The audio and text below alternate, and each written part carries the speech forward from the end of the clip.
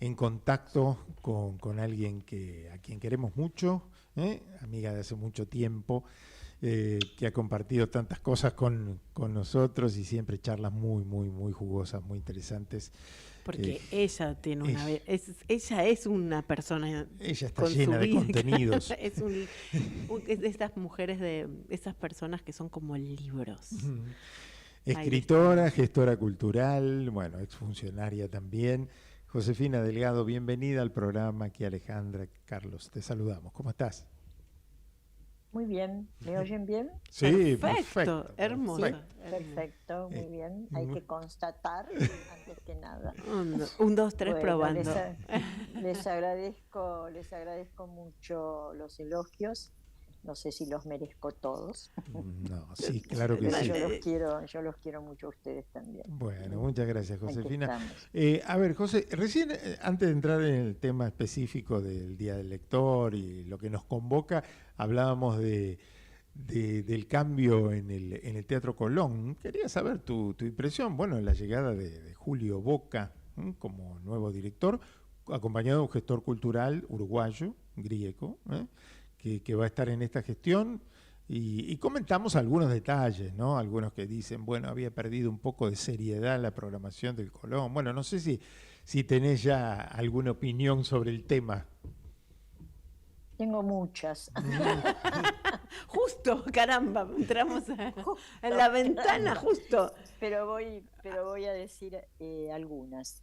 A ver, no creo, es decir, esto va sin, digamos, teniendo en cuenta que no lo digo por amistad o por vínculo personal con nadie, ¿no es cierto? Ustedes me conocen, saben que en ese sentido yo digo lo que pienso. No creo que la gestión de Jorge Tellerman haya caído, si bien puede no haberme gustado, ¿no es cierto?, todo lo que se ofreció en esta temporada, pero creo que tuvo un nivel y bueno, de hecho fue aceptado y refrendado, ¿no es cierto?, por el ministerio. Así que me sorprende esta decisión un poco intempestiva, ¿no es cierto?, porque bueno, en todo caso es preferible esperar que termine el año de gestión, ¿no es cierto?, dado que es el año que programó Jorge Tellerman. Eso por un lado. Y ya digo, puede haber cosas que yo no compartiera, que no me gustaran, pero bueno, creo que en todas las gestiones puede ocurrir, y más en una gestión de este estilo, ¿no es cierto?, donde hay producciones y a veces también, digamos, los recursos no son los que se piensa de entrada que se van a tener. Eso lo conozco yo como gestora cultural justamente. Ese es un dato muy importante. Uno se imagina que, sí, ahora ya está todo. No, y los recursos son mínimos. Claro, seguro, porque además la programación se hace con un presupuesto que es el que se considera que se va a tener, pero también es verdad que la ciudad ha tenido problemas en la medida en que no se les han asignado los recursos que correspondían y hubo incluso, ¿no es cierto?, una presentación ante, creo, la Corte Suprema. Sí, correcto, fuera, sí. El tema de la famosa ¿no es coparticipación, los recursos que le sacaron a las ciudades de nación, ¿no? Sí. Exactamente. Ahora, me sorprende que se haya elegido, digamos, porque bueno, aceptemos que ya está, digamos, se va a reemplazar, ¿no es cierto?, a Jorge Tellerman por alguien. Pero me sorprende que se haya elegido que es decir, Julio Boca no es uruguayo, ¿no es cierto? Pero bueno, es verdad que está en el Uruguay trabajando desde hace tiempo. Es decir, que se haya buscado fuera a los reemplazantes, por el momento me sorprende.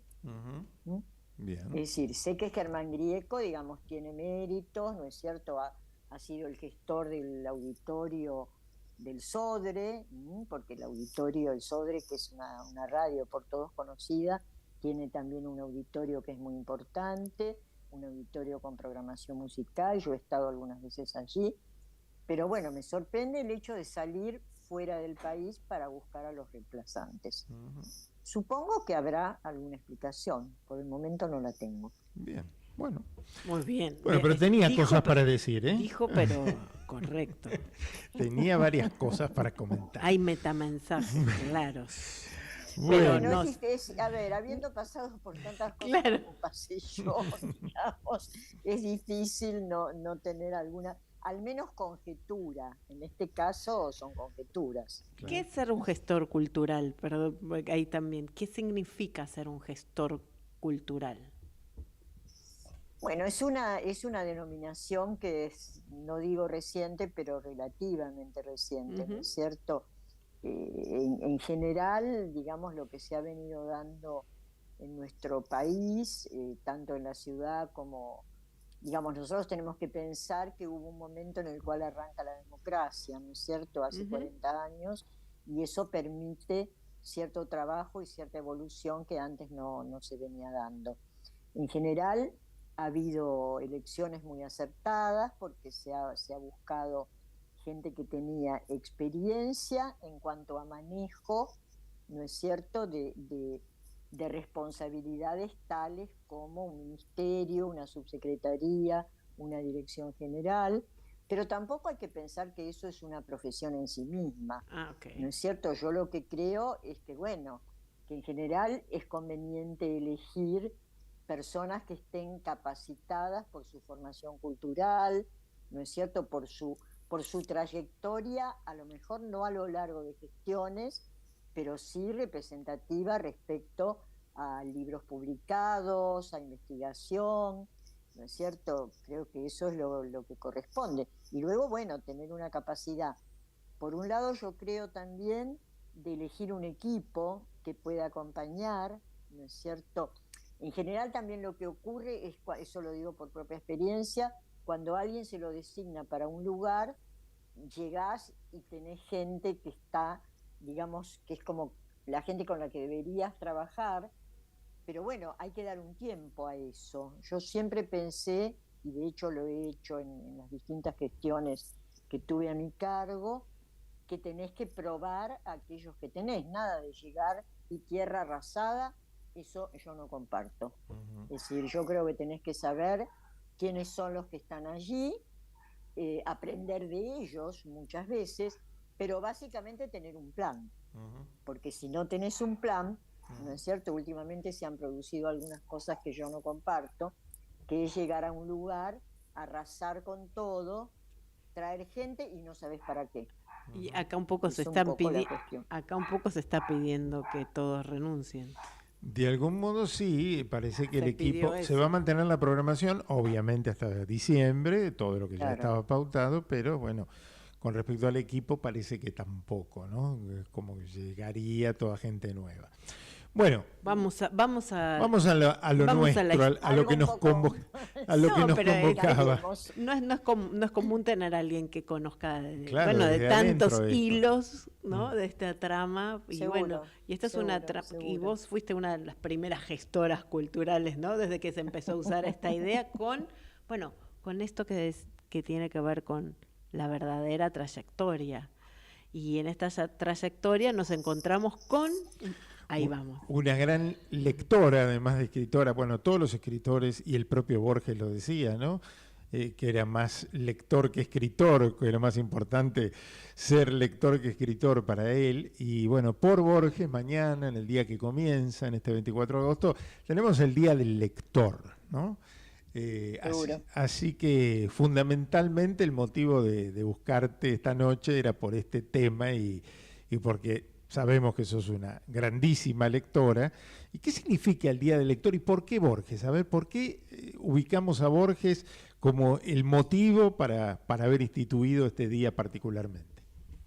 Bueno, vos sabés que eso, ustedes saben que eso surgió en mi gestión como subsecretaria, ¿no es cierto?, como ministra de Cultura del gobierno de la ciudad, la gestión en la cual el ministro era Hernán Lombardi, y en ese momento, nombrada por mí, elegida por mí, porque había sido una colaboradora muy interesante cuando yo fui a mi vez directora de bibliotecas, la directora de bibliotecas era Alejandra Ramírez.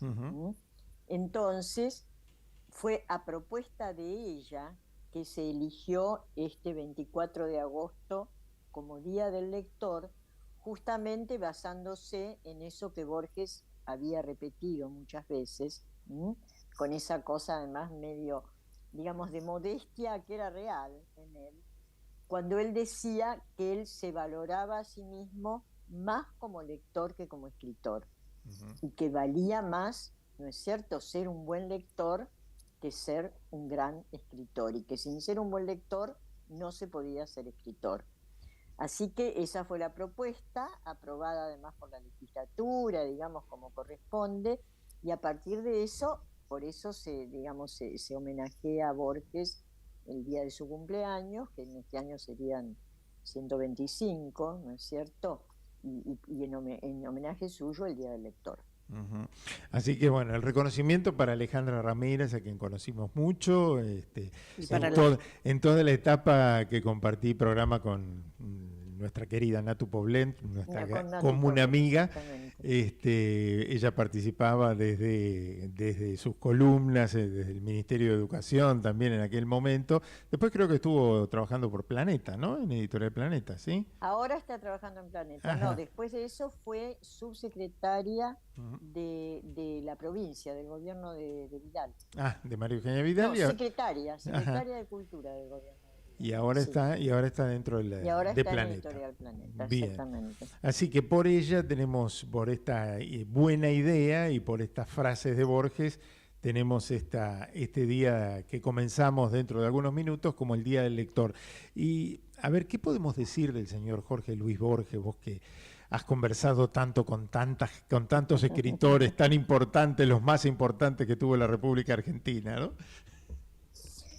Bueno, Borges, a ver, vos decís haber conversado. Sí, conversé, trabajé, fui a su casa, ¿no es cierto?, todos los días, por las mañanas, en una propuesta que se me hizo desde la editorial Círculo de Lectores, para la que yo trabajaba, y que a mí en el comienzo de esto significó un desafío, ¿no es cierto?, muy grande, y yo no estaba tan segura de que me iba a gustar. Claro, ahora el libro se cerró y ya se sabe que estaba bueno, pero al principio, ¿qué ¿no? te parece? Al principio era complicado, porque además, a ver, también había una cosa que tiene que ver con las distintas generaciones, claro, y con el momento en el que uno hace las cosas. Yo era bastante de izquierda, Borges acababa de afiliarse al Partido Conservador, entonces para mí eso resultaba una especie de cosa que, bueno, tanto no me gusta, ¿no es cierto? ¿Cuántos años tenías vos? ¿Cuántos años tenías vos? ¿Cuántos años tenía yo en aquel momento? Y menos de 40. Y sí. ¿Y él era no, una niña. Era una niña. ¿Y él cuántos años tenía? Y él tenía ya 80. Sí, sí. Pero bueno, fue una experiencia que yo a veces cuando la recuerdo no lo puedo creer, realmente. Porque para mí fue un aprendizaje. Además yo venía de una generación, ¿no es cierto?, en la cual el estructuralismo, la crítica literaria, es decir, todos teníamos, yo había pertenecido al grupo que había fundado Beatriz Arlos, precisamente, el grupo Buenos Aires, Aires con Y, como Leopoldo Marichal, y ahí con Borges lo que yo aprendí es algo que yo creo que hay que tener en cuenta, ¿no es cierto?, no solo desde la lectura de su obra, sino desde la valorización de lo que significó para nuestro país como figura, que es el hecho de que él valoraba lo que leía a partir de su propia experiencia y de su propio juicio, ¿no es cierto? Es decir, yo recuerdo cómo él me dictaba, porque escribíamos, yo estaba ahí para ayudarlo a escribir un prólogo a una selección de obras de Shakespeare, ¿no es cierto? Entonces yo me sentaba, la máquina de escribir, sentadita ahí, él me dictaba, pero de pronto él citaba algo y no confiaba ni en su memoria, ni en la fuente. Yo tenía que levantarme, ir hasta la biblioteca, buscar ese libro que él había citado y verificar lo que él me estaba diciendo. Entonces, él podría, esto yo lo digo siempre, él podría haber aceptado hacer ese prólogo y hacer lo que hoy nosotros llamamos un copy-paste, ¿no es cierto?, de todo lo que ya había escrito sobre Shakespeare. No era necesario otra vez, bueno, pero él lo hizo así, él volvió a hacerlo, ¿no es cierto? Entonces, eso es un ejemplo muy grande realmente, es un ejemplo enorme. Y yo creo que ese Borges precisamente es el Borges que a nosotros nos vinculó culturalmente con el resto del mundo. ¿Mm? Porque él tenía, en esa biblioteca estaba todo. No estaba Shakespeare y punto, ¿no es cierto? Claro. Estaban todos los filósofos en los que él se había basado, ¿no es cierto? Estaba, bueno, la historia, ¿no es cierto? Esa enciclopedia británica maravillosa a la que recurríamos muchas veces para verificar datos. Esa fue para mí una experiencia increíble porque me enseñó eso, que no era indispensable tener un marco crítico, si bien uno puede tenerlo, con esto no digo que no, sino que es uno mismo el que tiene que salir a buscar la propia percepción de la literatura. Y ese respeto que vos manifestás que tenías, ¿no?, por el personaje cuando tenías que estar trabajando con él, también le tiene mucha gente para abordar su obra, porque a veces le parece inabarcable, inalcanzable, no lo voy a poder entender. ¿Por dónde dirías que hay que abordar la obra de Borges? ¿Por dónde se le entra a Borges? Sí, vos sabés que esa es una pregunta que es linda, es muy interesante, porque en realidad yo la hago extensiva quizás también a otros escritores, ¿no es cierto? En el caso de Borges, nosotros tenemos ediciones, pero a morir, ¿no es cierto? Porque están las primeras ediciones de sus obras, luego yo quería mostrar esto porque es lindísimo y yo me enorgullezco de tenerlo, que eran aquellas ediciones, ¿no es cierto?, de MC, mirá cómo están, que son las ediciones en las que yo leí. Tenés el Aleph, ¿no, tenés Ficciones y el otro, el de abajo. Claro, el Aleph, Ficciones y Historia Universal. Historia Universal de la Infamia. ¿Cierto? Claro. ¿Por qué digo? ¿Por qué las tengo acá? Porque digo, después de eso tenemos el Borges del libro verde, ¿no es cierto?, el que todos conocemos también, luego ediciones posteriores. Entonces, dependerá también de lo que cada lector pueda tener a su alcance. Pero yo creo que empezar con Borges es Ficciones. Bien. Es Ficciones. ¿Por qué? Porque Ficciones tiene todo tipo de cuentos, no solamente los cuentos fantásticos, ¿no es cierto?, que es una de las líneas, lo sabemos, sino aquellos cuentos que hicieron que él se deslindara de todo lo que venía anteriormente, y que son mis preferidos. ¿Cuáles? Clon Ukvar Orbis Tertius. Yo fui profesora en el Nacional Buenos Aires, ¿no es cierto?, de literatura de quinto año. Bueno, los chicos estaban todos con la literatura fantástica, yo qué sé, las películas, ¿no es cierto?, bueno, todo eso. Y yo pensé, Clon Ukvar Orbis Tertius es absolutamente lo mismo que estos chicos, ¿no es cierto?, están viendo y leyendo. Me atreví a darlo y les encantó. Es decir, puede parecer difícil en un momento, pero yo creo que es una dificultad que hay que atravesar aunque uno no entienda absolutamente todo, porque tampoco Borges escribía para que todos lo entendieran. Claro. ¿No bueno, hoy uno tiene la posibilidad de acceder vía googleando, ¿no?, a un montón de explicaciones, recursos para entender, claro. No es lo mismo que hace unos cuantos años, ¿no? Claro. Después, por ejemplo, Pierre Menard, autor del Quijote, es decir, un cuento del que se ha hablado muchísimo. ¿Por qué? Porque precisamente él toma una frase del Quijote y ese personaje que escribe lo que quiere es volver a escribir el Quijote igual que Cervantes. Bueno, son todas fantasías, digamos, que realmente permiten al lector divagar, tratar de imaginarse qué quiere decir. Yo creo que no debe haber una valla pensando, no voy a entender, es muy complicado. Intentar, y bueno, y yo creo que Borges atrapa. Bueno, y vos sabés que venimos haciendo así cada tanto, no todos los viernes, pero cada tanto venimos invitando a algunos autores para hablar sobre la literatura y la ciudad de Buenos Aires, ¿no? Particularmente vinculada con la ciudad de Buenos Aires. Novelas, cuentos que se sitúan, o poesía que se sitúa con referencia a la ciudad, explícitamente, haciendo alusión a algunos lugares de la ciudad importantes. ¿Cómo, digamos, un personaje de cultura tan internacional y tan amplia como Jorge Luis Borges, sin embargo, también tuvo un vínculo muy especial con nuestra ciudad, ¿no? Es que él amaba la ciudad. En esos meses que yo trabajé con él, una de las cosas que hacíamos era caminar. Caminábamos por distintos lugares, porque bueno, su casa era la casa de la calle Maipú, ¿no es cierto? Su departamento estaba ahí, ese era el núcleo de nuestro trabajo.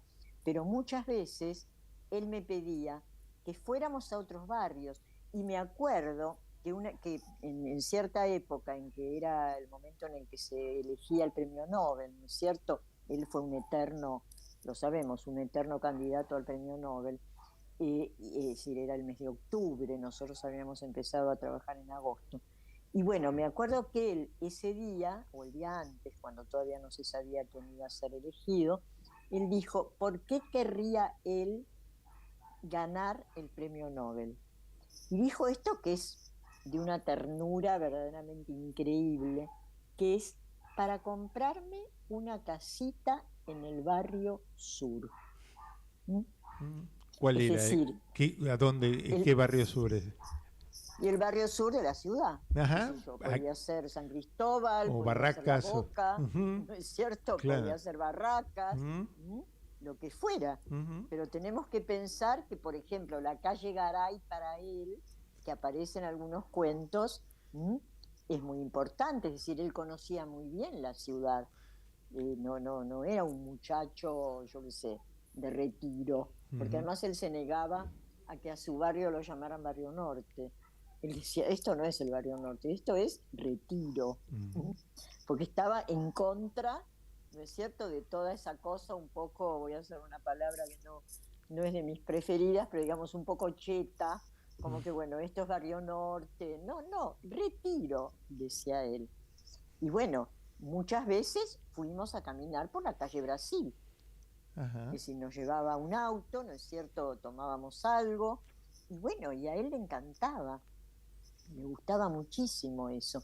Y su Buenos Aires, digamos, en la obra, está muy presente, aunque a veces esté transmutado, ¿no es cierto?, pero es el Buenos Aires mítico que también él, ¿no es cierto?, propende a que exista, porque él creó también un Buenos Aires que es, ¿no es cierto?, el de los cuchilleros, el de las milongas, los arrabales, el Chiclana, los arrabales.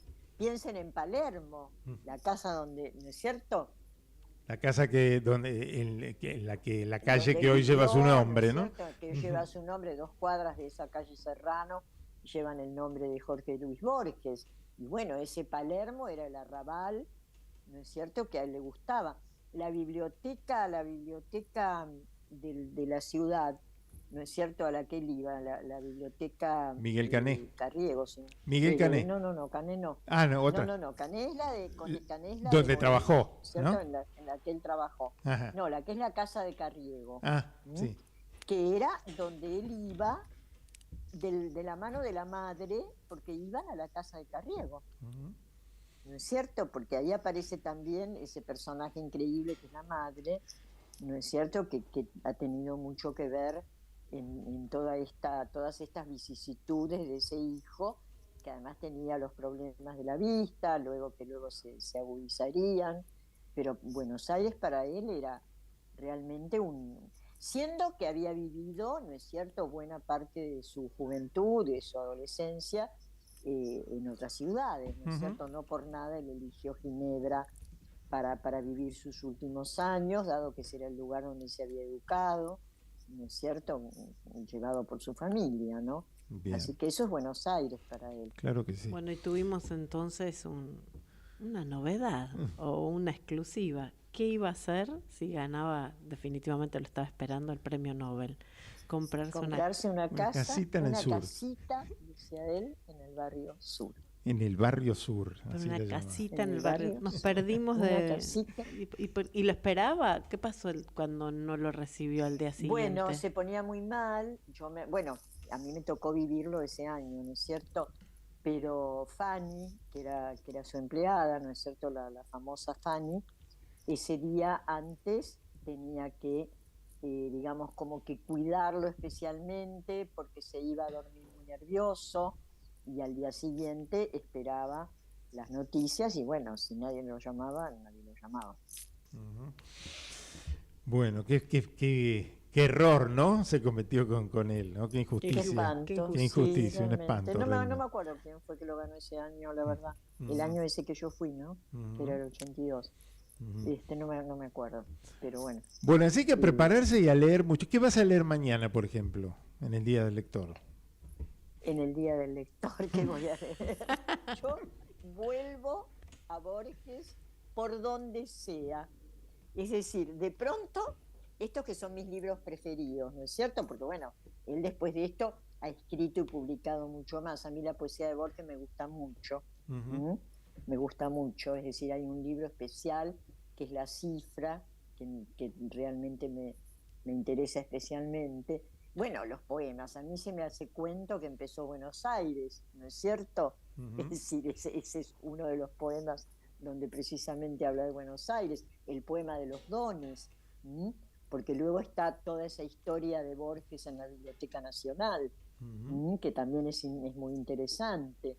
Yo recuerdo haber ido junto con el poeta Luis Tedesco, porque en ese momento trabajábamos éramos muy jóvenes, menos de 20 o 20, teníamos una revista que se llamaba El Búho, quisimos hacerle una entrevista a Borges, fuimos a la biblioteca de la calle México, con esa ingenuidad propia de la edad, que era que ni pedimos entrevistas, ni suponíamos que eso se hacía, y Borges nos recibió, Ujú.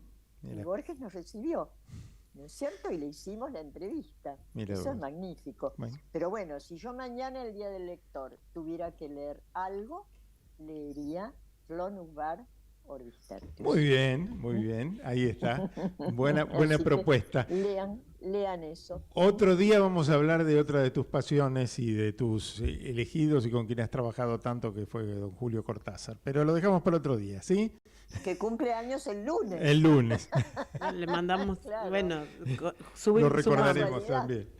La Bueno, un solidaridad, beso, José. Nos vemos. No, gracias, muchas gracias a ustedes. Chao, Hermoso. chao, hermosa. Gracias. Josefina Delgado, gestora cultural, escritora, bueno, hablándonos un poco de este Día del Lector que arranca en unos minutos, dentro de menos de una hora.